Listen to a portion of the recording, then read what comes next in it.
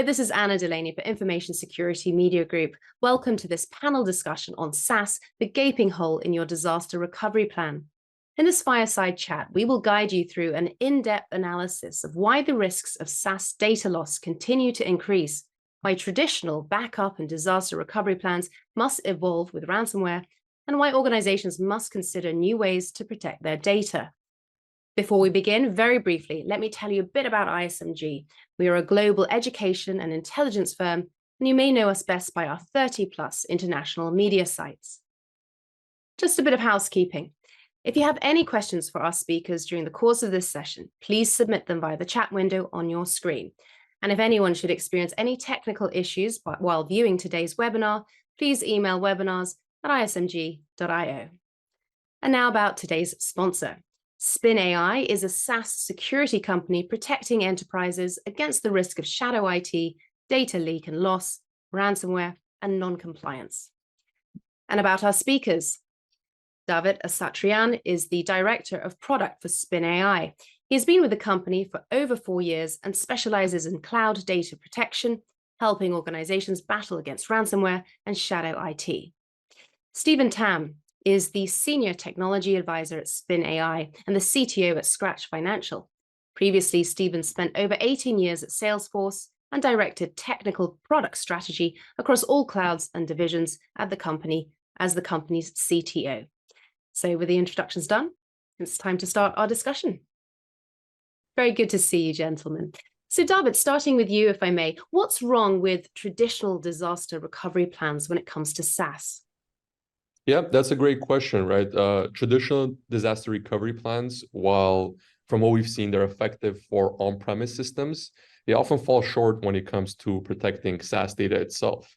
And there's a couple of reasons for this, right? Number one, they typically focus on infrastructure and applications hosted within an organization's data center, and they're not designed to protect cloud-based applications, which, as we all know, they're becoming more and more popular and now the backbone of many businesses.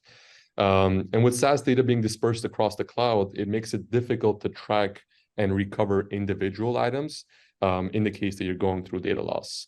And traditional plans usually lack that granularity that's required for SaaS data recovery specifically. What we've also noticed is that if companies do have disaster recoveries in place that include SaaS applications, they often involve complex and manual processes, whether it's for data backup, whether it's for recovery, whether it's for system restoration. And this can lead to lengthy recovery times, which also may not be acceptable for today's fast-paced business environment, and where downtime can also cause significant consequences and reputation damage. And yeah, besides lengthy recovery times, there's also the risk of data loss, right? If you don't do backups frequently, then you don't have a recent snapshot or a recent backup that you can go back to where that data is a part of. So that's also something that needs to be taken into consideration. But in terms of disaster recovery plans, those would be the key issues that we would want to mention. And David, what's at risk by not including SaaS in these plans? The risks are pretty high when SaaS isn't included in your disaster recovery plans, right? Firstly, critical business data can be permanently lost, right? That's the first key thing I want to mention. And this can lead to severe financial losses. It can lead to legal implications, or it can even damage your organization's reputation. Some industries, and it's always important to check whether your company is a part of it or not, also have regulatory requirements for data protection, retention, and recovery. And when you neglect SaaS applications from it, it can result in non-compliance, leading to just more and more consequences, right, as we said before. Secondly, downtime can be prolonged, and traditional recovery methods may not align with the fast-paced nature of SaaS applications, causing extensive disruptions to your business operations. As we all know, SaaS recovery isn't instantaneous, and each SaaS application has its respective API limits.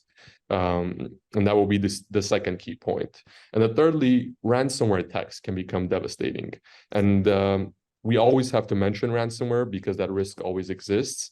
And without SaaS-specific recovery strategies, you're vulnerable to ransomware attacks that can encrypt, that can decrypt your cloud data, I apologize, encrypt or delete your cloud data, potentially leading to extortion or huge financial losses.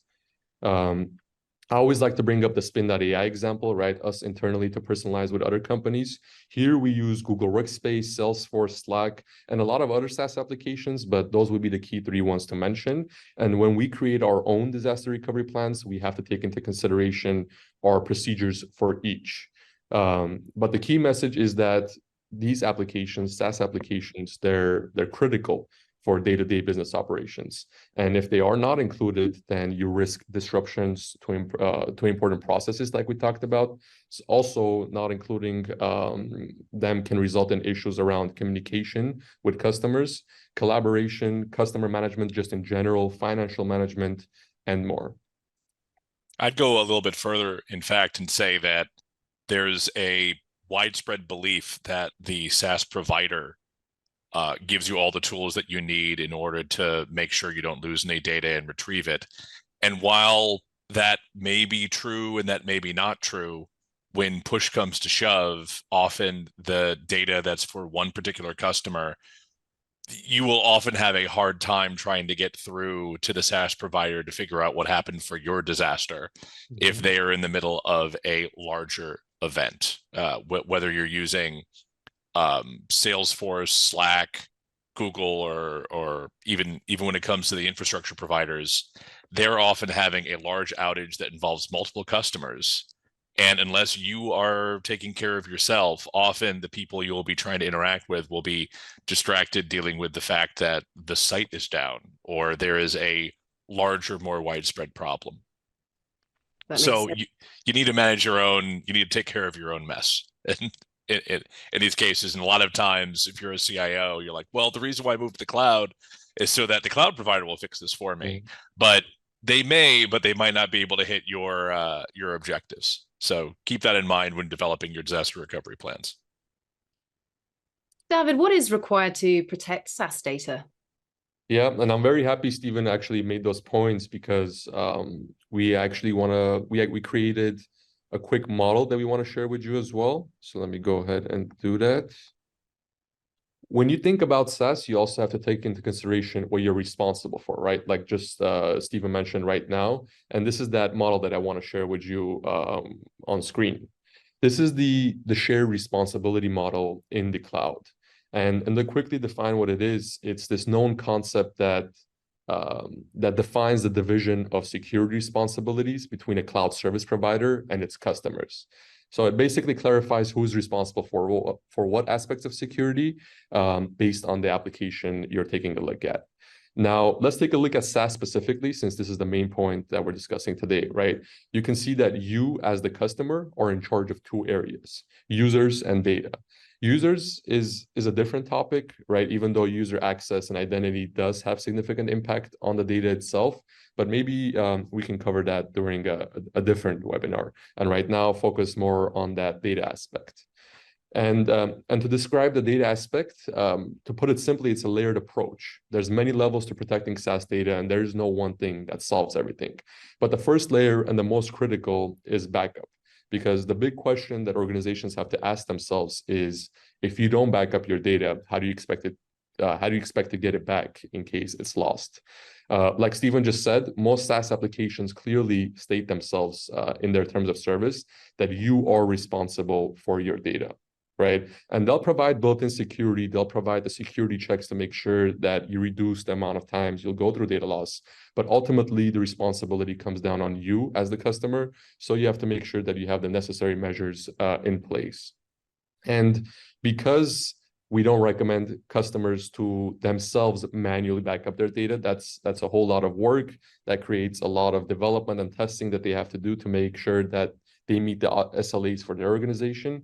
We recommend third-party backups for the critical SaaS applications. And this is the main takeaway that I want everyone to also have from this conversation, is that you should implement backups for mission-critical business critical, whatever you call it, SaaS applications. Start off with the backup as the first layer, then you can move forward from there to build your cybersecurity approach for SaaS data, right? You can do ransomware protection for more proactive monitoring. You can have the DLP and the SSPM to cover different parts of user access identity that you're also in charge of. But backup to cover the data protection piece is the first layer that we recommend to customers. I'd go a little bit further and say don't just have a plan to do backups. You need to also have a game day plan to make sure you know what's going to happen if you have to have a recovery. If you're in Salesforce, you get a sandbox and make sure that you do the backup from your production environment into your sandbox, and make sure that you can recover at least parts of your functionality that you require to your business to run on a day-to-day basis. So if you have a backup and you'd ever actually try it, you never know what's going to happen when there's actually an incident, and you'll spend 2 hours trying to figure out how to get it configured. Make sure that you don't just start with backup, but make sure you start with backup and recovery. So David, what are your recommended strategies for fast response and recovery? Yeah, and just like Steven mentioned right now, right, before you think about fast response and recovery, you also need to have a well-documented incident response plan that outlines the steps that you have to take when this type of incident occurs. And this should be a situation that you're very, very well prepared for, because it's not rare to lose data, right? It's very simple. It can be accidental, it can be on purpose, but data loss occurs very frequently, and you need to make sure that you have the correct response plan in place. But besides having a plan, right, besides having the steps on paper, it's also important to have roles and responsibilities. Who's going to be the one taking charge of this process whenever such a situation occurs? What happens in case they're not available, right? You need to make sure you have all these steps listed and planned out in order for you to be able to take action when such an incident occurs. And once you have the proper procedures in place and the proper steps, then you can move forward with implementing that backup and recovery solution that can help you approach situations like this, right? You need to make sure that you have backup, which is working frequently, in order to be able to go back to previous snapshots and reduce that RPO for your organization. But on top of that, besides frequency, you need to make sure that it's stored safely. This is another key point that organizations should consider, right? Where is my data going to be stored? How am I going to be able to recover from it in case that specific region isn't available? Now, here at Spin.AI, we offer our customers AWS, GCP, and Azure with multiple regions around the world. And these are the top cloud providers, right? We also recommend working with one of these when thinking about a backup. Now, once you have the backup in place, once you make sure that it's stored safely, again, like we just talked about, make sure that you have frequent backups, and not frequent manual backups, but frequent automated backups that are happening a couple of times a day. And which is also segmented. And this is another key thing for SaaS application backups. You need to make sure that you have segmented and isolated backups, right? Whether it's in Google, you're doing it by a user service, right? You have a separate backup of a Gmail on a drive, or whether you have a separate backup for, like Steven mentioned, the Salesforce production and sandbox environment that you can easily access granularly. And the purpose of this is, in a data loss situation, you don't want to recover terabytes of files, right? That can cost you hours and hours of downtime, but you only want to hone in on what's actually required. And if it's not segmented, then you wouldn't be able to achieve that. I would go a little bit further as well and say that you want to make sure that your backups go far enough back in time within your company's retention policy to make sure that if there is something that you don't know about that happened a couple of weeks ago, you're able to go back far enough in time to be able to recover the original data. Often you have backups, but you don't realize that there is an issue for weeks, whether it's in the case of malware, ransomware, or mostly in the case of human error where somebody deleted that contract, and you want to go figure out where it was at a point in time. You want to make sure that you have backups that are long enough ago that you can go find the data and have it segmented so it's not going to take you hours or days to try and do the recovery. Well, Steven, could you share some real-life examples of SaaS data loss and recovery? Oh, I have many. One thing I'll point out is that when one of the things that we used to have at Salesforce back when I was there was a data recovery service where you could spend many thousands of dollars and wait many couples of weeks, and then we could go to a point in time recovery for your data that was from months ago if necessary. And I know there's a very large bank that we had to go back in time and do a recovery when they had accidentally deleted their data from production and didn't have appropriate backups. Oftentimes this was used for Salesforce internal issues. If there were any bugs that happened in products, we would form a recovery pod and then restore all the data for all the customers in that pod, then restrict it down so it could be used only by a particular customer. I was part of retiring the service in 2020. So you can't do that anymore. You can't spend tens of thousands of dollars and have Salesforce give you a recovery environment. In a sense, you're now on your own, mostly because there wasn't enough hardware to manage it. And it was very complicated and had a lot of security implications. When you're a Salesforce, when you're a Google, when you're a Microsoft, you generally have large numbers of customers that are having data loss incidents all at once. Whether it's internally where there was an issue with the way that we had trials work, and when you converted from a trial to production, we accidentally might remove some of the trial data because we thought it was sample data, but it wasn't. When we find those instances, when you're the large hyperscaler provider, you have to go find it for all the customers at once and talk to each one individually. That often takes weeks or months. And in one particular case in 2019, it took about 5 months to recover all the data for all the customers involved in an incident. So it's not that you're on your own. Salesforce would gladly help you recover data in the same way that when Amazon would have S3 incidents, they would try and figure out how to recover their data for you. But you're running a business and you want your data immediately now. The reason why you're paying for a cloud provider is because you want instant access to all of your applications and all of your data.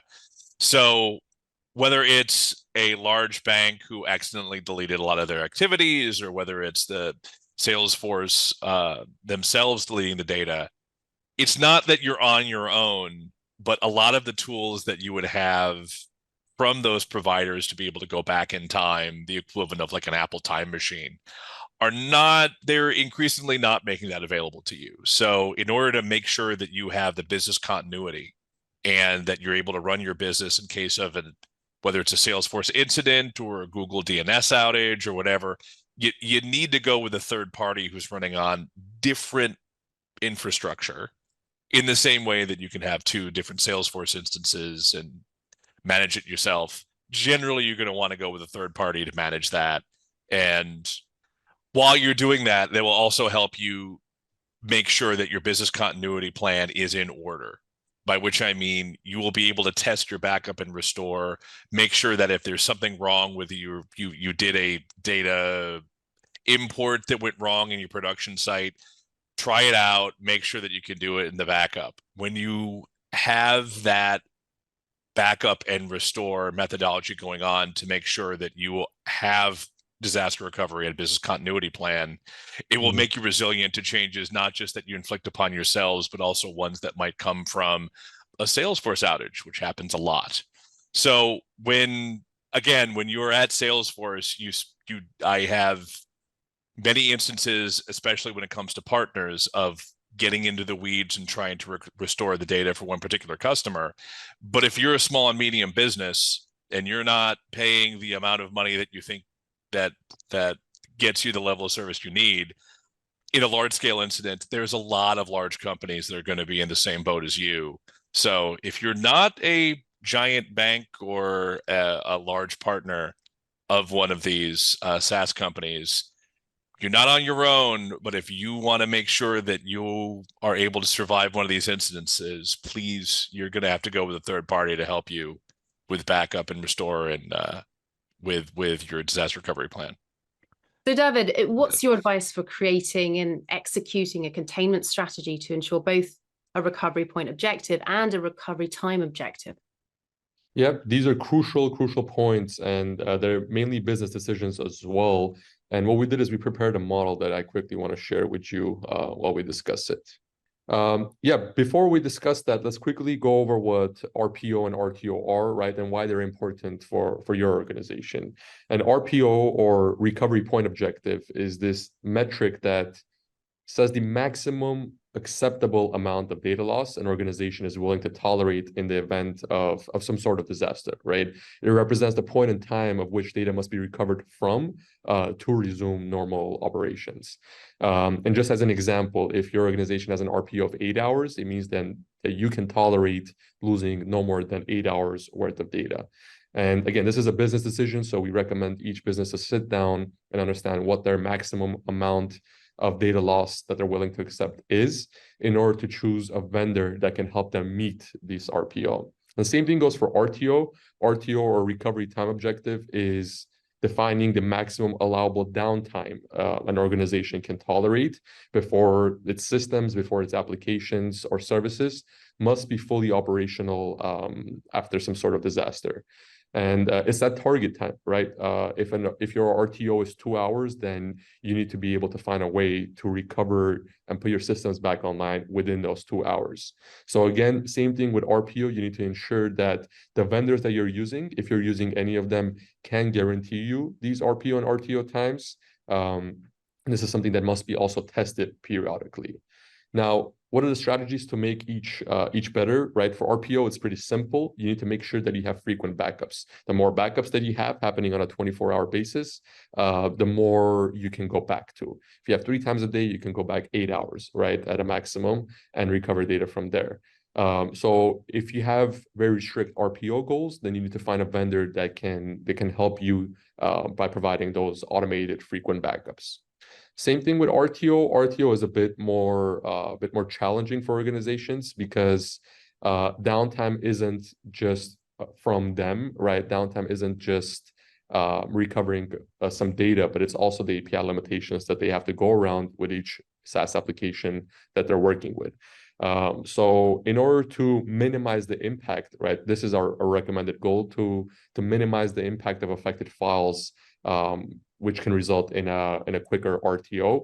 You need to have proactive measures in place, proactive monitoring, right, early on detection. But your goal is to avoid situations where you have to recover the entirety of a SaaS application's data, to minimize the impact to maybe one user or one specific service that you can recover from quickly within that allotted time that you have set for your organization as the goal.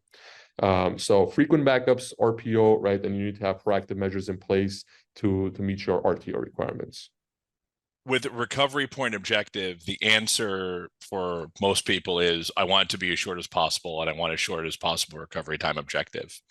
But the reality of it is that it gets increasingly more expensive or impossible as you try and shrink that in time.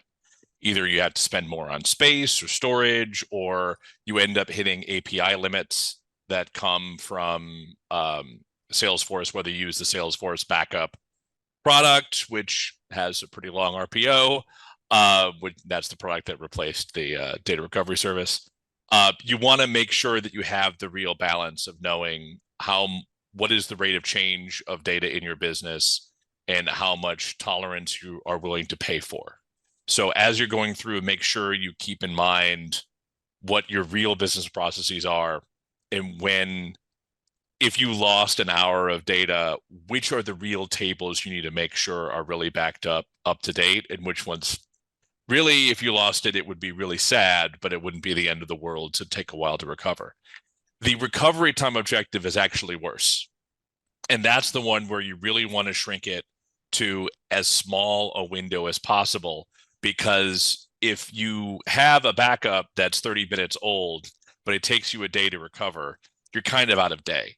So you need to make sure that within the RTO and the maximum tolerable recovery, you make sure that you keep track of, for each of your business processes that are critical in your SaaS environment, you're able to keep it to segment and differentiate what you need to have done. So when it comes to taking in new orders, it'll be very different than perhaps onboarding or billing or one of your other processes. So make sure you are able to segment your data and business processes based on that strategy. That being said, when an incident comes and the data is lost, the best way to make sure that you're able to achieve these objectives is to actually try it out.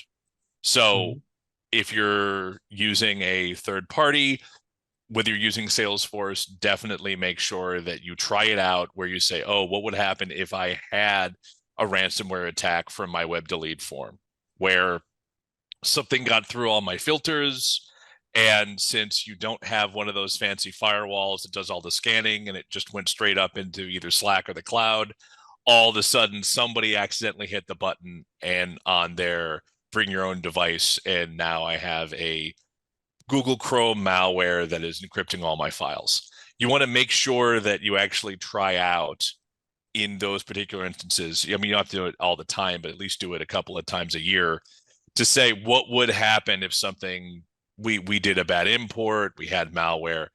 Go see if you have a way of trying to get business continuity in your sandbox, whether you have a be able to change to use a different workspace in Slack if you're using Enterprise Grid.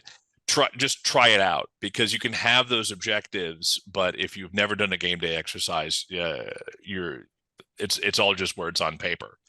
Especially when it comes to maintaining compliance. If you have PCI, HIPAA compliance, or fintech data recovery goals, you need to make sure that you're keeping track of all the data segmented by its classification.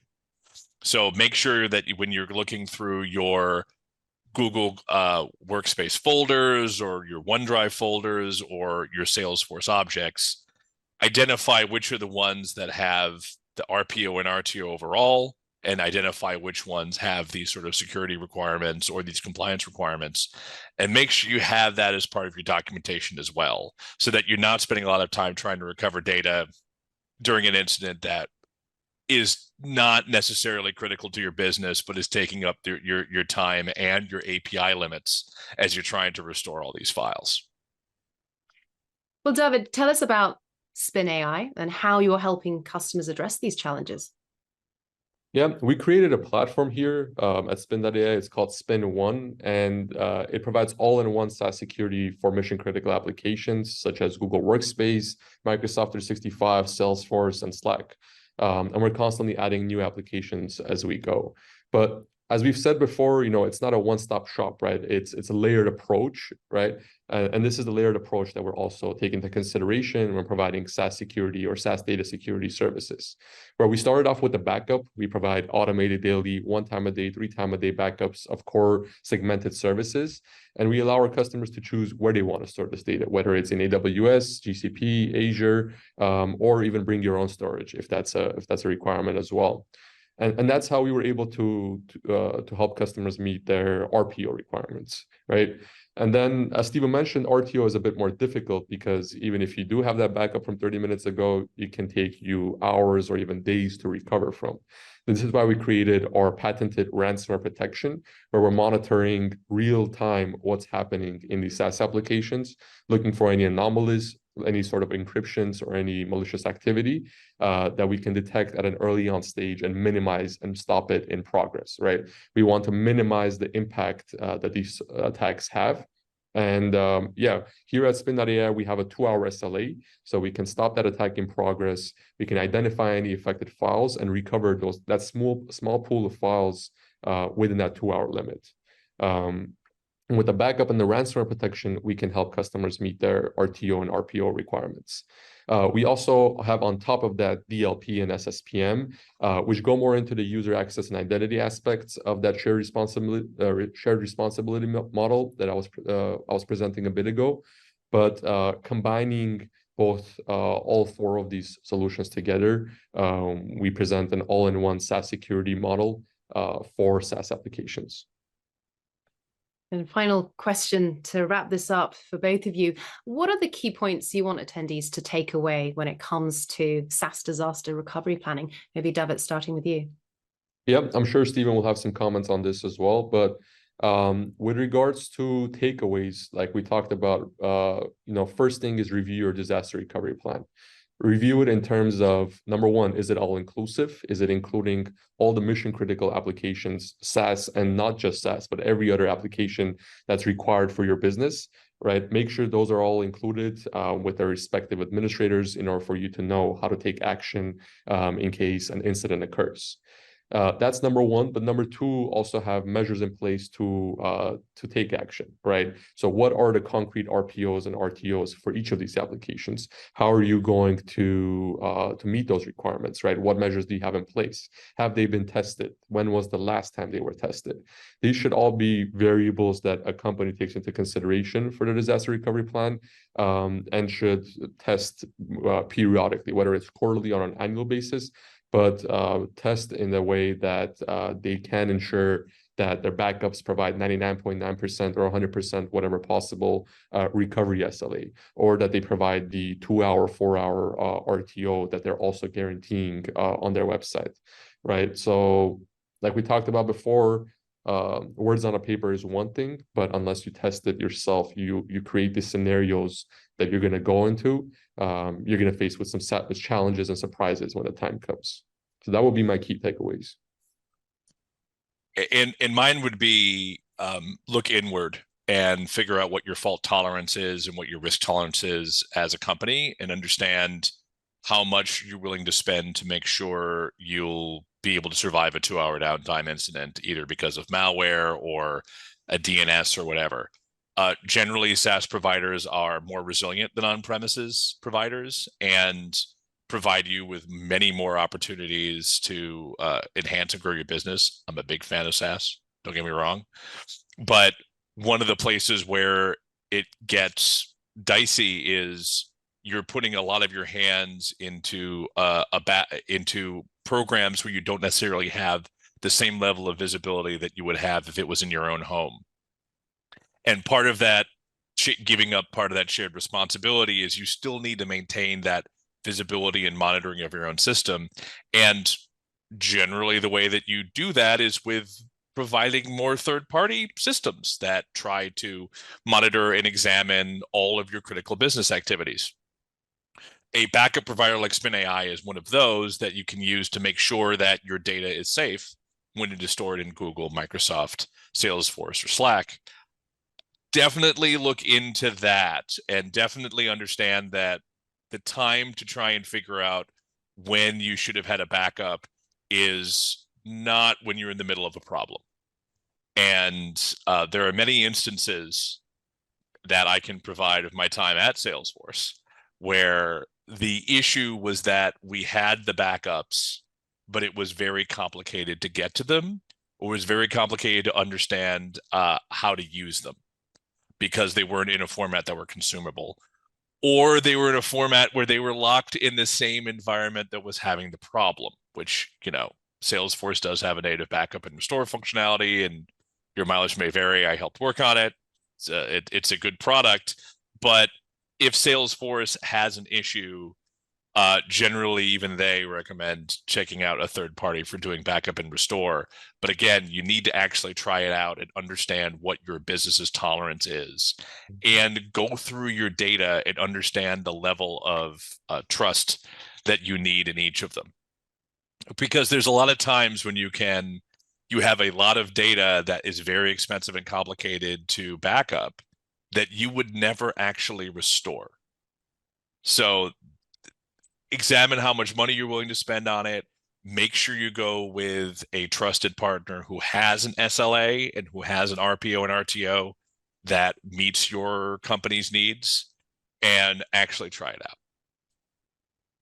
Well, this has been an excellent discussion. David and Stephen, thank you so much for sharing your expertise and insight today. Thank you. It was a pleasure talking with you. I also want to thank all of our attendees for taking time out of your day to attend this session. I trust that today's discussion provided insight around new ways to protect your organization's data. We hope to see you again soon at one of our events. For Information Security Media Group, I'm Anna Delaney.